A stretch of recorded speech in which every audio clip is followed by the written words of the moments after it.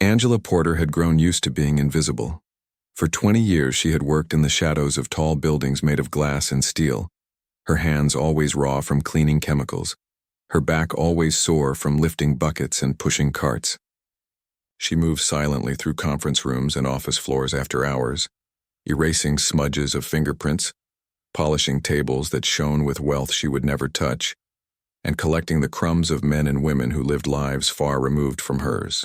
It was honest work, though often thankless, and yet she carried herself with quiet dignity. She did it because she had no choice. She did it because she had a son. That evening, the city of Dallas glowed outside the windows of the corporate tower where she worked. The skyscrapers glittered against the night sky, traffic lights shimmered below, and the hum of elevators echoed faintly in the hallways. Angela pushed open the heavy glass door of a boardroom on the top floor, balancing her cleaning supplies. Her son, Caleb, walked quietly behind her, clutching his worn-out notebook to his chest. He was 13, tall for his age but thin, his clothes simple, his sneakers frayed. His eyes, however, were alive with something that could not be ignored, curiosity that never seemed to rest. Angela hadn't wanted to bring him along. Normally, she left him at home with neighbors or arranged for a friend to watch him. But tonight had been different. The sitter canceled at the last minute, and Angela couldn't risk leaving Caleb alone until midnight. She had apologized when she told him they had to go together, but Caleb only smiled and said he didn't mind. He liked sitting in her workplaces, watching the world of polished men in suits and women in heels who seemed to move with a purpose that fascinated him. It was so far from his own life of public schools, discount groceries, and the quiet apartment where he and his mother lived. Inside the boardroom, a group of executives were already gathered. Their suits were crisp, their watches gleamed, and the smell of expensive cologne filled the air.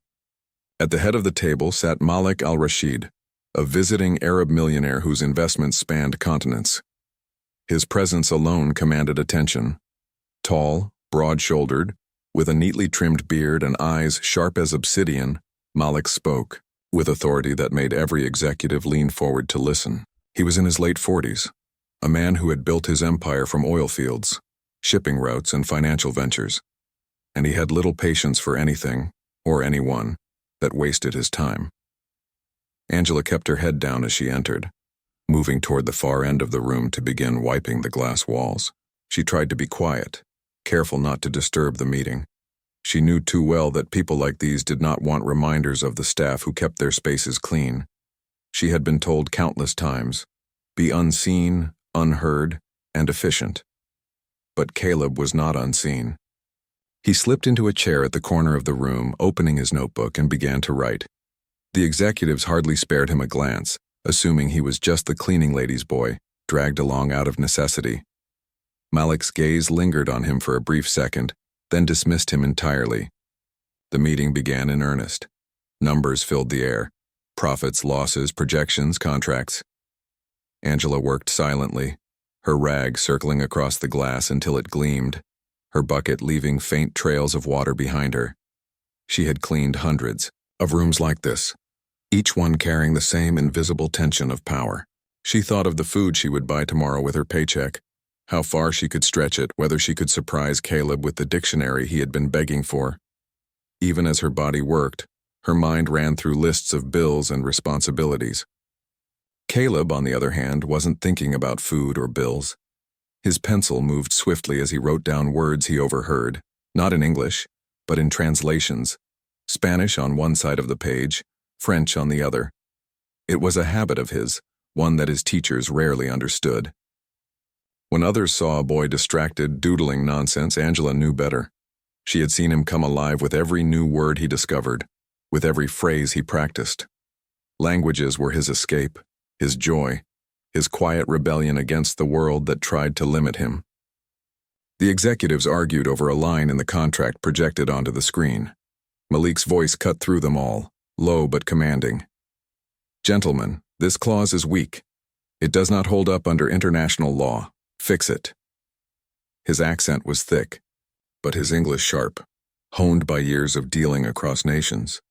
The room buzzed with nervous energy, and Angela tried to fade further into the background. She knew when a room was tense. It always made her wish she could disappear altogether. But Caleb did not disappear. He listened intently, his pencil tapping softly against his notebook. His mother glanced at him once, giving him the look that meant, "Don't speak. Don't draw attention, just sit quietly." He nodded faintly, but his eyes never left the men at the table. It happened when one of the younger executives, exhausted and irritated, leaned back in his chair and noticed Caleb watching them. "What's the kid doing here?" he asked carelessly, his voice carrying across the table. The words weren't cruel, but they cut just the same.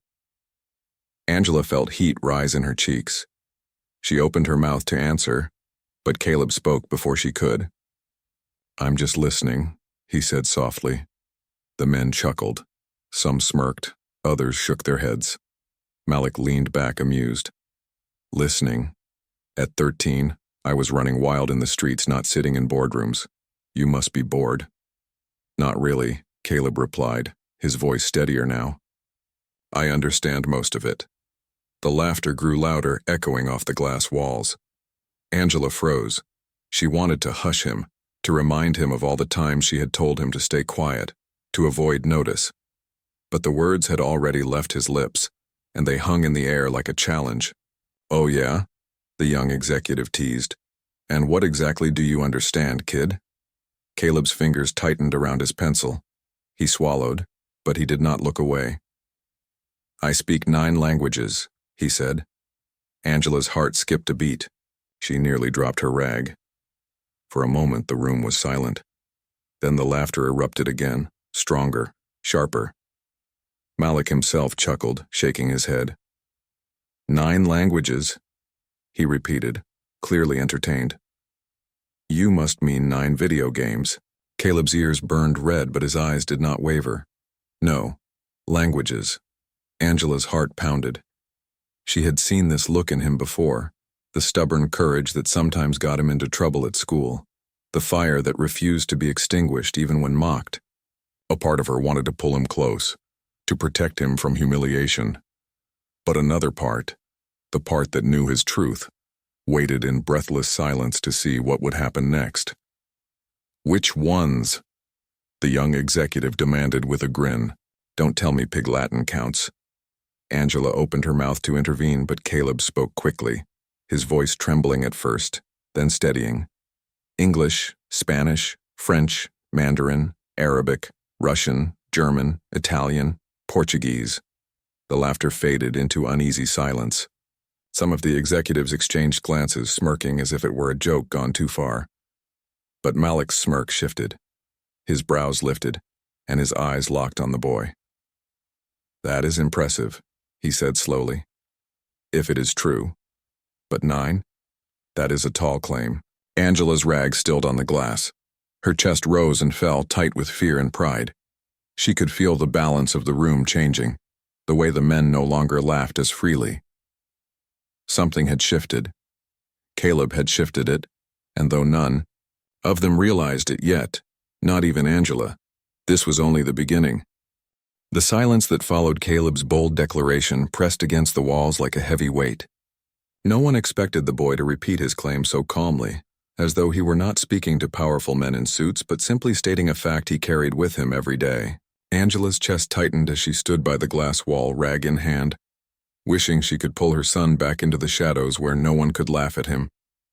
She had told him countless times that life did not forgive boldness from people like them, that humility was their safest armor.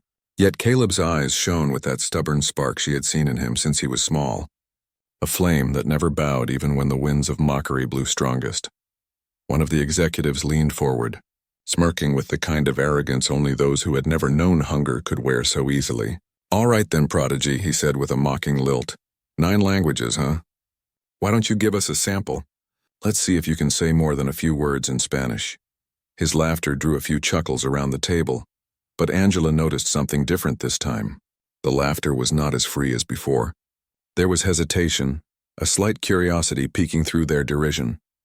They had all heard exaggerated claims before, but rarely from a boy this young, and never from one who came in trailing behind a cleaning cart. Caleb did not flinch.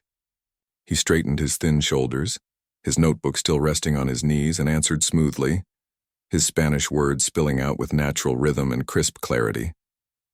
The executive who had taunted him blinked, surprised at the ease with which the boy spoke, but quickly regained his grin. Not bad. Half the kids in Texas can manage that. What else have you got? Without missing a beat, Caleb shifted, his voice flowing into French, each syllable sharp and precise, carrying the melody of Parisian cadence that Angela recognized from the language recordings she had once found playing in his room late at night. This time no one laughed. Instead, the executives exchanged uneasy glances, as though they were no longer sure whether this was a game or something more. Caleb did not stop to savor their surprise.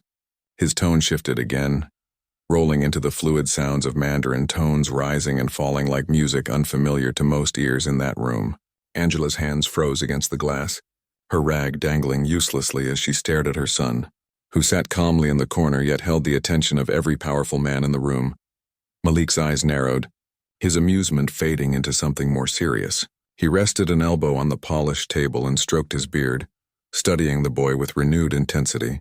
He was a man who had been surrounded by interpreters his entire life, who had traveled across borders where language often built walls between men, and yet here sat a child who leaped over those walls as if they were nothing more than painted lines on a sidewalk. The young executive who had been grinning leaned back now, his smirk faltering, but before anyone could speak, Caleb turned his gaze directly on Malik and shifted again, this time speaking in Arabic. His voice was steady, the accent startlingly accurate, his words deliberate and full of meaning. "It is easy to laugh," Caleb said in Arabic, "but not easy to understand." Angela felt her knees weaken. She knew only fragments of Arabic herself, enough from years of hearing snatches of foreign conversations in offices, but she caught enough to understand her son's message. The room grew utterly silent. The air itself seemed to hold its breath. Malik's expression changed, the corners of his mouth tightening, his eyes darkening with surprise and something else, respect perhaps, though he did not reveal it openly. One of the older executives coughed awkwardly, breaking the silence with forced laughter. "Well, he's got a few tricks. Party tricks, really. Memorized phrases. Impressive for a kid, sure, but let's not get carried away." His words carried a brittle edge, like a man scrambling to reclaim control of a room that no longer belonged to him. Caleb did not respond to the dismissal. Instead, he continued. Russian flowed from his lips, thick and deliberate, the consonants rolling with practiced strength. He shifted seamlessly into German, clipped and precise, then into Italian, his voice softening into lyrical rhythm. Finally, he ended with Portuguese, his tone calm and steady, as though speaking 9 languages before a room of skeptics was nothing extraordinary at all. By the time he stopped, the boardroom had fallen into a silence so deep that Angela could hear the faint hum of the city through the glass walls. Her son sat quietly, notebook balanced on his knees, his face calm, though she could see the slight tremor of his hands. Angela herself had forgotten to breathe, and when she finally let out a shaky exhale, her chest ached with a mixture of pride and fear. Pride that her son had revealed the brilliance she had always known was in him, and fear of what such brilliance might cost him in a world that did not easily forgive the extraordinary when it came from the humble. Malik leaned forward, placing both elbows on the table, his eyes locked on the boy. Gone was the playful smirk. Gone was the patronizing amusement. What replaced it was an intensity that made Angela's skin prickle. "Who taught you?" Malik asked at last, his deep voice filling the room with a weight that silenced even the murmurs of the executives. "No one," Caleb answered simply. "I learned from books, from online videos, from listening to people whenever I could. I like learning." His words were not boastful, merely factual, but they carried a quiet power that unsettled the men who had dismissed him minutes earlier. The executives shifted in their seats, some clearing their throats, others avoiding Malik's gaze. They were businessmen who measured worth in numbers, contracts, and profits, yet in this moment they sat in the presence of something that could not be quantified so easily. A boy whose mind had built bridges across 9 languages without tutors, without wealth, without privilege. One of the skeptical executives tried again, his voice sharp with disbelief. "Anyone can memorize a few lines. Fluency is another matter entirely. He cannot be as skilled as he pretends." Caleb turned his gaze toward him, his expression calm but his eyes sharp. "Would you like me to translate the Arabic portion of your contract draft on the board?" he asked evenly. "Or perhaps the Russian notes in your margins?" The man stiffened. "That won't be necessary." But Malik raised a hand, silencing him. "Yes," Malik said firmly, his gaze never leaving Caleb. "Let him." Angela's stomach clenched. Her instinct screamed to protect her son, to shield him from being tested like a performing act. But before she could protest, Caleb was already rising to his feet. His small frame crossed the room with quiet confidence that startled her. He picked up a marker, scanned the whiteboard filled with notes in shorthand, and began to speak. Line by line, he translated the Arabic text into flawless English, his accent not one of mimicry but of practice, shaped by nights spent repeating words in their tiny apartment until they felt natural on his tongue. His voice filled the boardroom with certainty, erasing every doubt that had been cast upon him. When he moved to the Russian notes, he shifted with the same ease, his words fluid, his cadence precise. Angela's throat tightened as she watched. She remembered nights when Caleb stayed up long after she had fallen asleep, the glow of his old laptop illuminating his determined face, the sound of him whispering words again and again, sometimes recording himself, sometimes scribbling translations in his notebooks. She remembered mornings when he woke with bleary eyes but still carried his books to school, undeterred by the laughter of classmates who thought his passion strange. She had known then that his gift was real, but seeing it unfold in this boardroom, in front of men who had thought him small, filled her with a pride so fierce it brought tears to her eyes. By the time Caleb set the marker down, the room was silent again, but it was a different kind of silence than before. This was not the silence of disbelief. It was the silence of realization, the moment when arrogance gave way to awe, when mockery collapsed into respect. Malik leaned back slowly, his dark eyes never leaving Caleb. His laughter was gone, his smile subdued, replaced by a thoughtful expression that Angela could not quite read.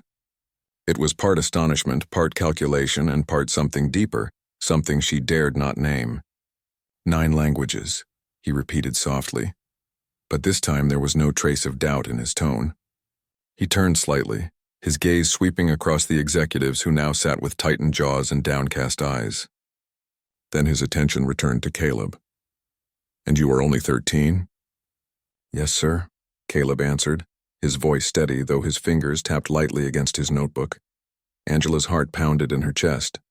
She wanted to wrap her arms around him, to tell him he had already proven enough, but she knew this moment had shifted something greater than either of them could fully grasp.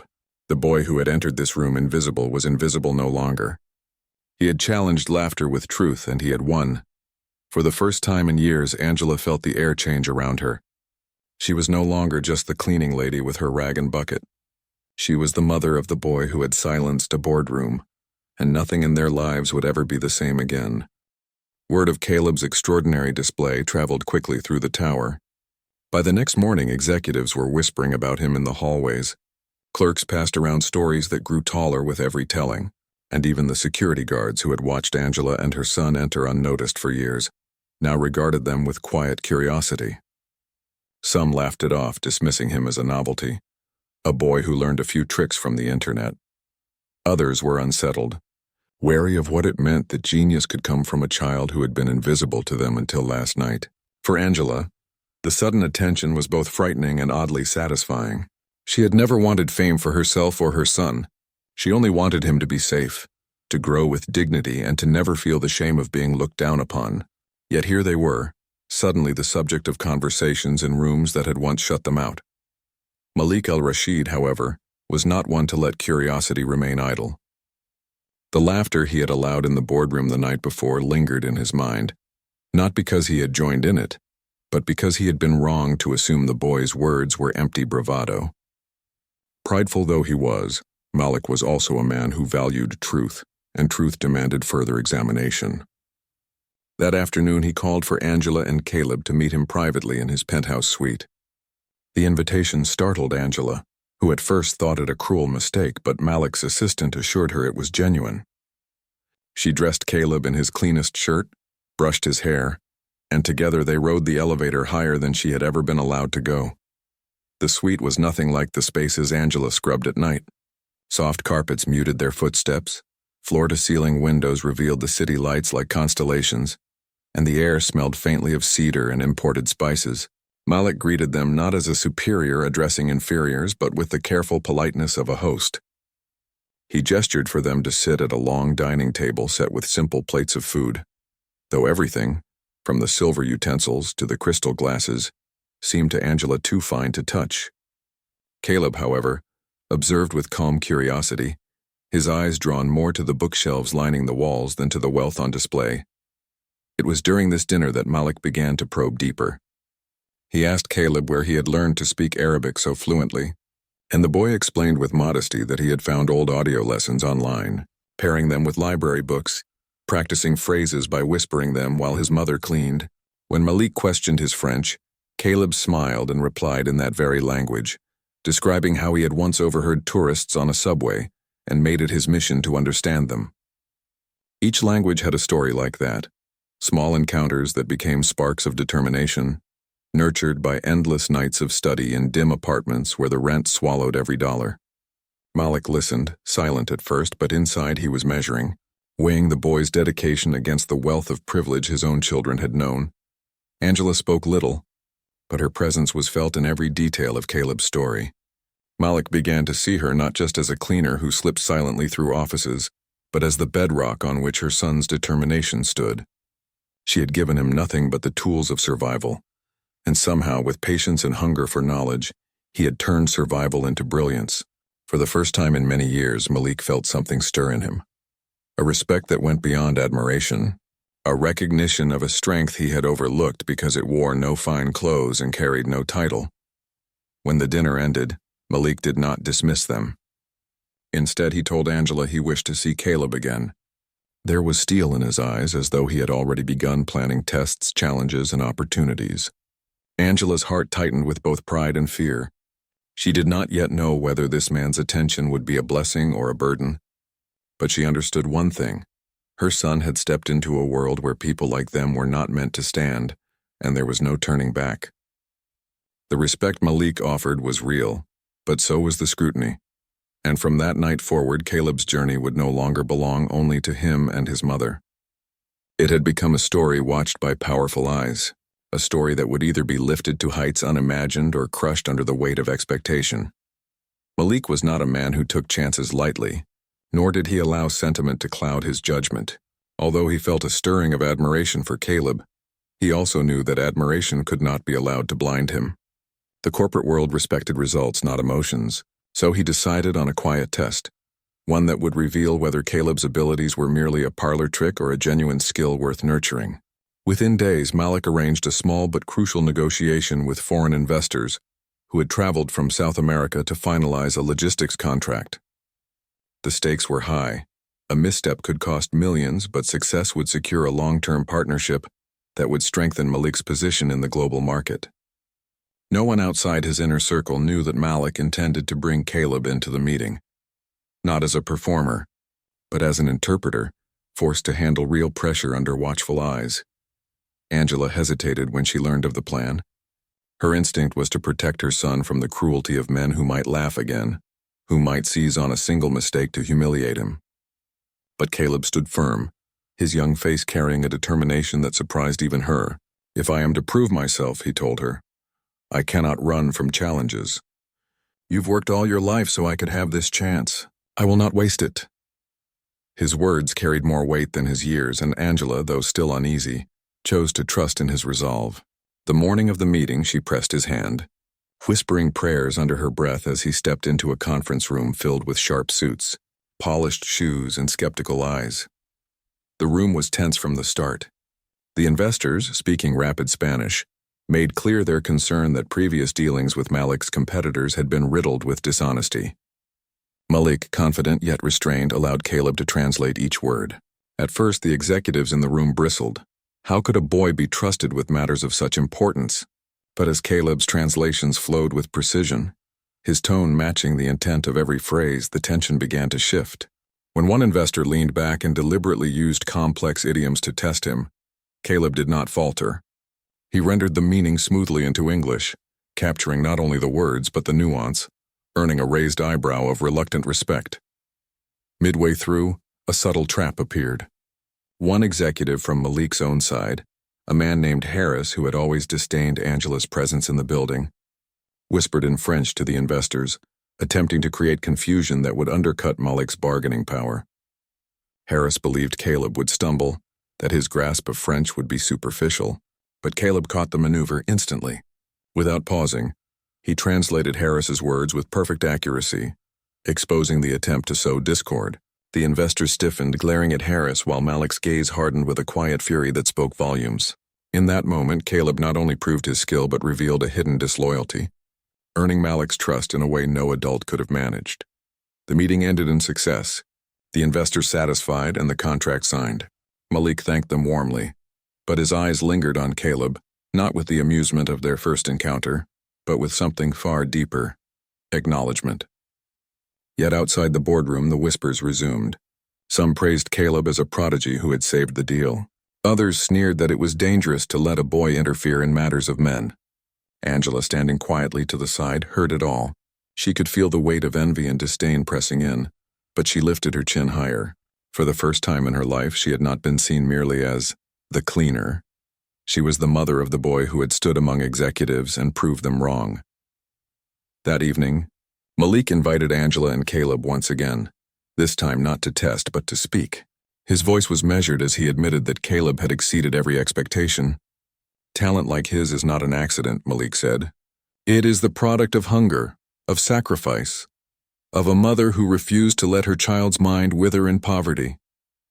His words carried a weight that made Angela's eyes sting with unspoken tears. Yet Malik was not finished. He warned them that the path ahead would not be easy. Respect is fickle in this world, he explained. Some will honor what Caleb has done, others will hate him for daring to rise from the shadows.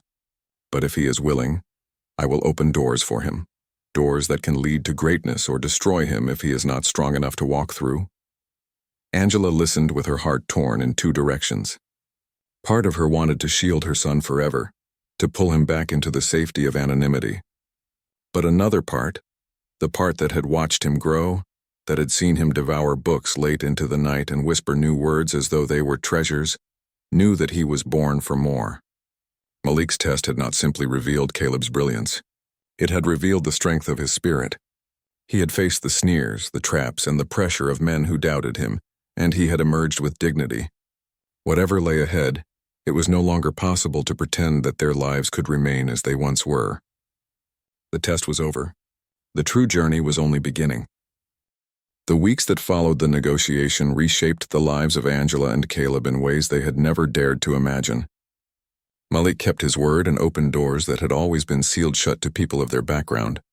He arranged scholarships, introduced Caleb to professors from universities who were astonished to meet a boy who could not only speak 9 languages but switch between them with ease, and he used his influence to protect Angela from the whispers and contempt that still lingered among certain executives. Suddenly, the same halls where she had once moved unseen at night became places where people greeted her by name, some out of genuine respect, others out of fear of being on the wrong side of Malik's favor. But Angela carried herself with the same humility as always. She knew respect that came from convenience could vanish in an instant. The only thing that truly mattered was the respect her son was earning with his own brilliance.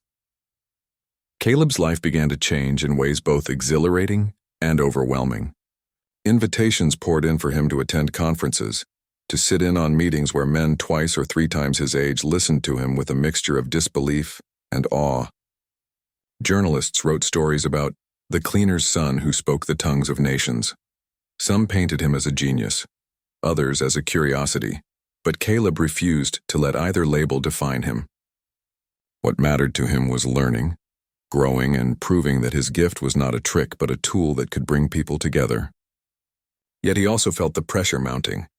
With every new stage he stepped onto, expectations grew heavier and he could sense the weight of those who wanted him to fail, simply to reassure themselves that the world was still divided into the powerful and the powerless. Angela watched her son walk this path with both pride and fear.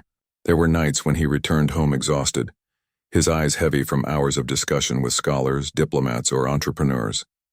She would sit him down, place food before him, and remind him gently that no matter how far he rose, he was still her son, the boy who used to curl up with library books while she scrubbed floors. Her greatest fear was that the world's attention might strip away the humility that had made him who he was. But Caleb reassured her in quiet moments that he had not forgotten her sacrifices. "Everything I am is because of you," he told her often. And Angela knew he meant it. Malik, for his part, continued to play a dual role, mentor and challenger. He did not flatter Caleb, nor did he shield him from the difficulties of ambition. Instead, he placed obstacles in his way, ensuring that each success was earned, not handed. He arranged for Caleb to interpret in international forums, sometimes deliberately withholding key details to see if the boy's intuition and resilience could bridge the gaps. Each time, Caleb rose to the occasion not without struggle, but with a steadiness that proved his strength went beyond language. Malik's respect deepened into something almost paternal, though he never admitted it openly. He had seen many heirs squander opportunities, but here was a boy from nothing who treated every opportunity as sacred. Years passed, and Caleb's journey carried him farther than anyone in that corporate tower had ever imagined. He won scholarships abroad, studied diplomacy, and became a voice that governments sought in moments of fragile peace.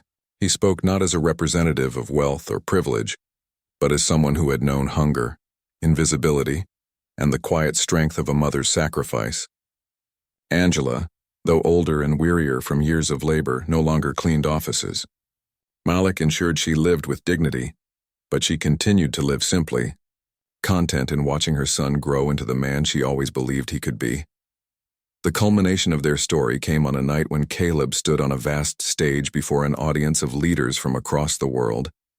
Cameras broadcast his words to millions, and he began not in English but in each of the 9 languages he had mastered, weaving them together into a message of unity. He spoke of walls that divided nations, of prejudices that kept talent hidden, of the cruelty of laughing at those who come from humble beginnings. And then, with his voice steady and his eyes shining, he told the story of a woman who cleaned floors so that her son could chase knowledge in the silence of night. He did not name her, but Angela, watching from the front row, knew every word was hers. When the speech ended, the hall rose to its feet in thunderous applause. Malik, standing among dignitaries, allowed himself the rarest of gestures, a smile that carried pride without reservation. Angela, with tears streaming down her cheeks, whispered a prayer of gratitude. The boy who had once been laughed at in a boardroom now commanded the respect of nations. Yet in Caleb's heart, the moment was not about his own glory. It was about showing the world what his mother had always known, that greatness is not determined by the wealth you are born into, but by the fire you carry inside, and by the hands that lift you up when you are too small to reach for the stars.